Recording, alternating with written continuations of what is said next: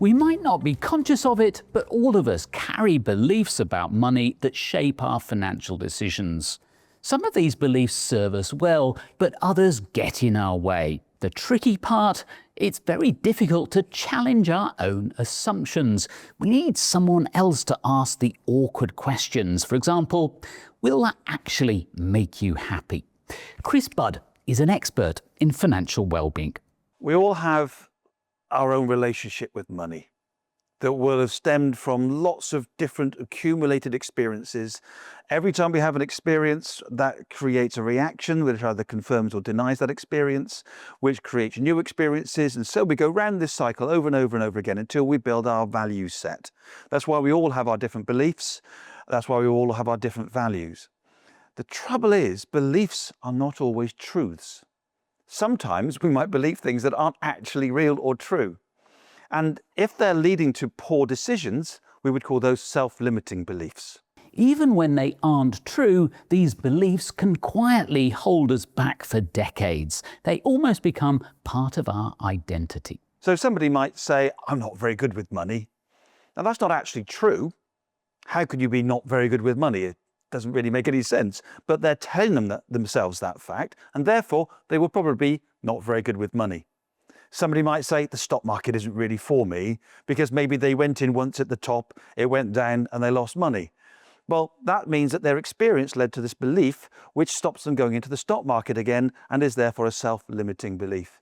We all have hundreds of these self-limiting beliefs.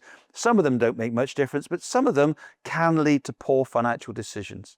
Sometimes these beliefs run surprisingly deep. Chris recalls the story of a money coach called Mark Bristow. When he was young, about 3, very young, he got separated from his parents in a department store. He was lost for just perhaps a minute or two, but a very scary minute or two. And when his mum found him, she told him off. Now, she told him off, was angry because she was so upset. But for him, that built in a very firm belief that his parents didn't love him. He grew up and of course had a lovely relationship with his parents, but as he got older, he didn't spend any money on himself. He gave it away, he didn't save, because he had a very low level of self-worth. And it was only when he did some serious work with a money coach later in his life, in his 40s, did he realize and trace it all back to this event with his parents, which created this self-limiting belief that his parents didn't love him and therefore he wasn't worthy of having money. There's another common pattern Chris sees: planning our futures around what we think others expect of us. We chase approval without stopping to ask whether it's what we really want. When people plan for the future, they tend to plan for what other people expect them to be like and to attain. This could be getting a bigger house because your friends have got a bigger house, or it could be achieving something because you think that's what's expected of you, approval of your parents.